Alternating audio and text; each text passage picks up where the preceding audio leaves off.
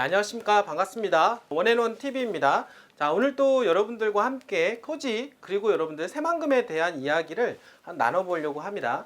드디어 대통령 선거는 이제 끝났고요. 이제 당선인 신분으로 이제 윤석열 좀 있으면 이제 5월달에 이제 취임식을 갖게 된다라고 볼 수가 있겠고, 그 이후에 또 6월달에 지방선거까지 앞두고 있는 그런 상황 속에서 새만금은 더욱더 달아오르고 있다라고 보여집니다.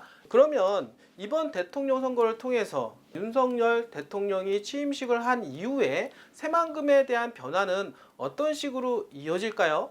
자, 그리고 새만금 지역 중에서 윤석열 대통령 이번 정권에서는 어떤 지역을 우리가 투자를 해야만이 투자 수익을 기대해 볼 수가 있을까요? 바로 이러한 부분에 대해서 한번 여러분들 좀 알아보려고 합니다. 이번에 한 5년 동안에 가장 스포트라이트가 될 지역, 그런 지역 집중적으로 여러분들 제 소개를 할 예정이니까요. 방송 끝까지 시청하시고 여러분들이 보셨으면 좋겠습니다. 자, 일단은 여러분들 이제 새만금에 대한 부분들은 계속해서 지속적으로 상승할 날밖에 없다라고 말씀을 좀 드릴 수가 있겠는데요. 항상 제가 말씀을 드린 대로 새만금은 1980년대부터 이후로 해서 여러분들 아시겠지만은 땅값이 계속 지속적으로 오르긴 했지만 그렇게 큰 변동성은 없었다라고 볼 수가 있겠습니다. 이제 정권이 좀 바뀔 때마다 개발 계획이 계속해서 바뀌어진 부분들도 있다라고 보여지면서 그렇게 큰 상승 탄력은 받지 않았다라고 볼 수가 있겠는데요.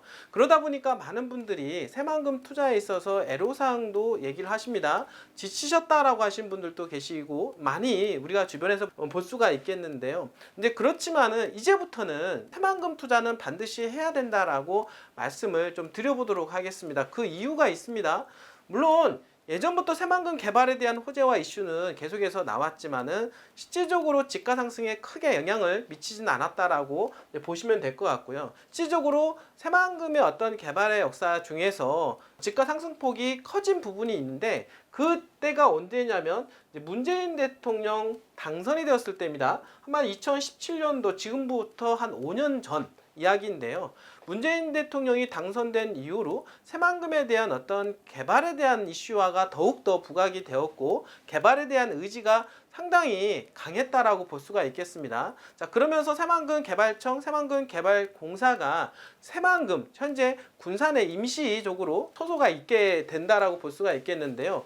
그 이후에 공항, 항만, 철도에 대한 이야기 계속해서 이슈화가 됐고 확정적인 사항들이 나오면서 땅값에 상당히 영향을 미치게 되었다라고 볼 수가 있겠습니다. 즉 비행기가 쭉 오다가 실질적으로 문재인 정부 들어서 가속도가 상당히 붙었다라고 말씀을 좀 드려볼 수가 있겠는데요. 그러는 가운데 이제는 비행기가 이륙을 했다라고 제가 말씀을 항상 드려왔습니다. 자, 그런 상태에서 지금 드디어 2022년도 이제는 정권이 바뀌게 되었다라고 볼 수가 있는 것입니다. 당연히 비행기가 한번 이륙한 상태이기 때문에 이륙한 비행기는 더욱더 창공을 향하여 달려갈 수밖에 없다, 날아갈 수밖에 없다라고 하는 것이죠. 바로 그런 역할을 할 게 이번 새로 바뀔 정부, 지금 현재 윤석열 정부라고 말씀을 좀 드려보도록 하겠습니다. 정권이 바뀌었다고 해서 이런 개발 계획이 없어지는 것이 아니라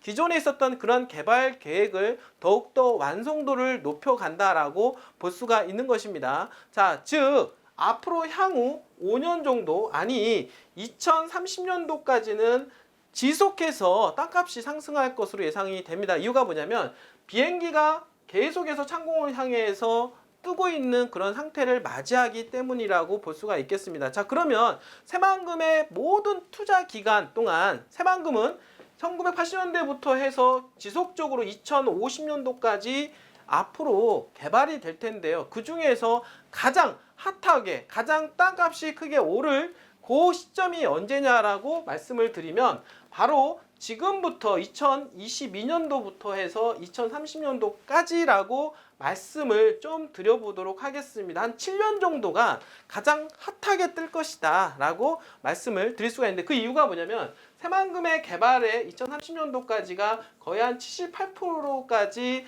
만들어 갈 예정으로 되어 있기 때문에 심리가 가장 극대화될 것으로 예상을 해볼 수가 있겠고, 그러한 심리는 땅에 대한 수요로 나타날 것이고 당연히 땅값이 급등할 것으로 예상을 해볼 수가 있는 것입니다. 자, 그럼 물론 이 이후에도 땅값은 지속적으로 올라가긴 하겠지만은 요때 올라간 상승폭에 비하면은 저조할 것이다라고 말씀을 드리는 것입니다. 자, 투자에도 격언이 있습니다. 자, 무릎에서 사러 어깨에서 팔으라는 것이 있는데요. 바로 지금 시점이 무릎 단계다라고 볼 수가 있겠고, 바로 2030년 단계가 바로 어깨쯤 되는 단계다라고 볼 수가 있는 것입니다. 자, 그러므로 해서 가장 투자 적기라고 볼 수 있겠고, 여러분들이 투자했을 때 단위 시간당 가장 투자 수익을 극대화할 수 있는 그런 시점이다라고 다시 한번 말씀을 좀 드려보도록 하겠습니다. 자, 그렇다라고 하면 윤석열 정부에서 가장 핫하게 떠오를 지역이 과연 어디일까요?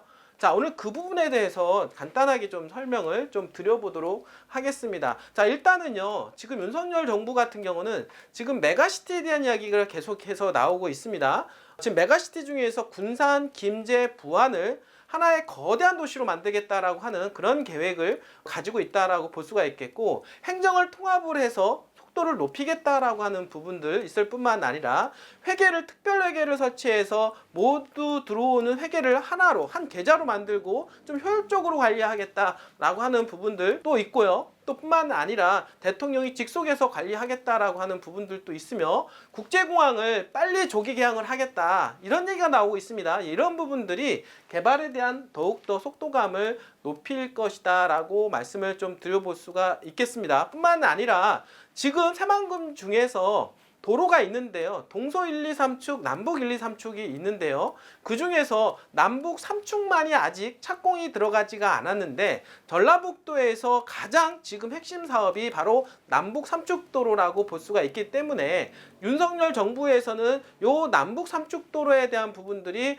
가장 스포트라이트를 받을 수 있는 확률이 높다라고 여러분들 말씀을 좀 드려보도록 하겠습니다. 자, 일단은 도로망에 대한 부분들 조금 설명을 하면은요.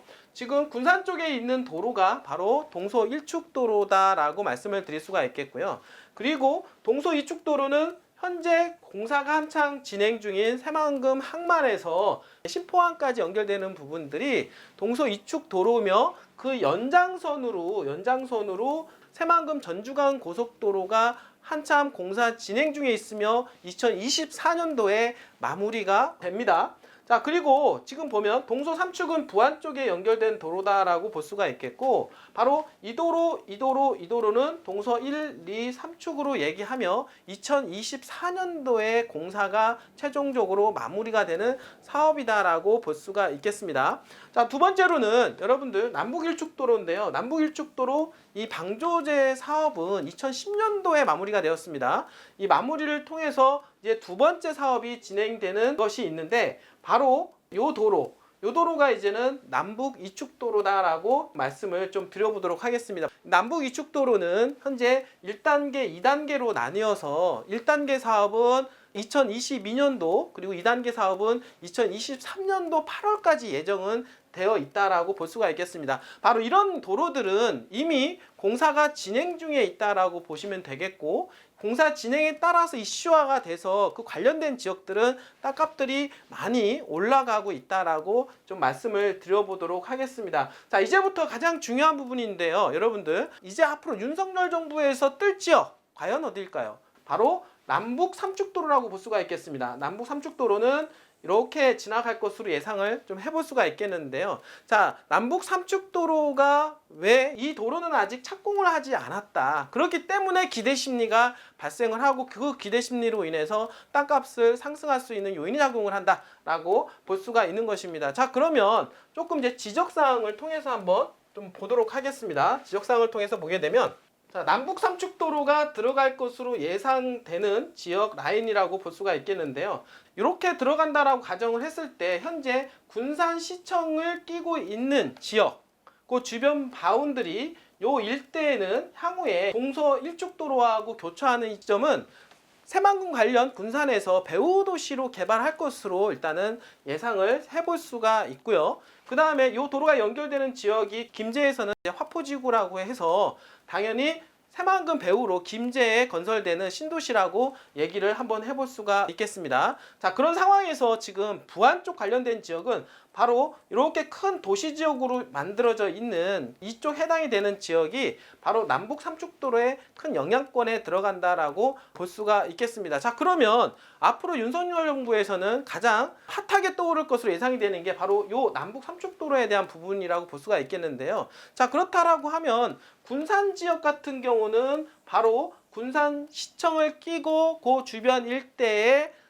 동서 일축과 교차하는 지점에 있는 도시 지역에 있는 땅을 여러분들이 눈여겨보신다라고 하면 큰 돈이 될 거라고 저는 충분히 예측을 좀 해보도록 하겠습니다. 자, 김제 방향이 있다라고 하면은요, 바로 요 동서이축도로가 연결되는데, 동서이축도로가 남부 삼축도로와 연결이 되었을 때 가장 이슈로 떠오를 수 있는 지역은 이제 만경읍 일대라고 여러분들 좀 말씀을 드릴 수가 있겠고요. 조금 더 나가서는 김제 지평산 산업단지 주변에 일대에 있는 주거지 상업지역 일대, 도시지역 이런 땅들이 크게 부각될 가능성이 높다라고 말씀을 좀 드려보도록 하겠습니다. 자, 그러면 부안 쪽 방향에서는 어떨까요? 부안에서는 여러분들 제가 항상 이런 부분들을 많이 말씀을 드렸는데요. 바로 동서삼축도로는 여러분들 아시겠지만 공사가 이제 마무리가 되었다라고 보시면 되고요.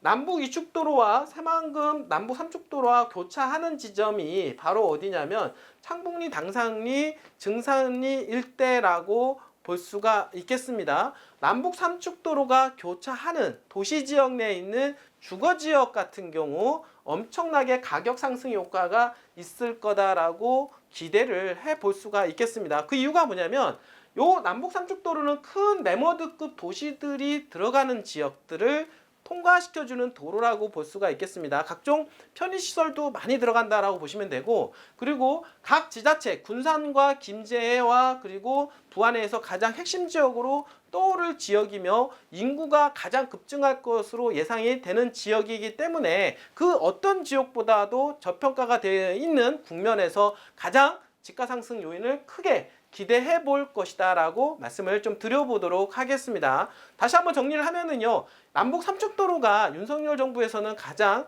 스포트라이트를 받을 것으로 예상을 하는데요. 자, 그렇다라고 했을 때는 군산에서는 현재 군산시청 주변으로 그리고 동서 일축도로와 교차하는 지역 일대에 있는 도시지역 여러분들 눈여겨보실 필요가 있고, 김제에서는 만경과 그리고 지평선 산업단지 일대에 있는 투자 이 부분들 한번 보실 필요가 있고요. 그 다음에 세 번째로는 부안에서 여러분들 가장 핫하게 떠오를 지역 당상리, 증상리, 창분리 일대에 있는 도로가에 붙어있는 주거지역 일대는 폭등할 조짐까지도 있어 보인다라고 말씀을 좀 드려보도록 하겠습니다. 자, 오늘 이렇게 해서 이제 정권이 바뀌고 있는 그런 추세에 있다라고 볼 수 있겠는데요.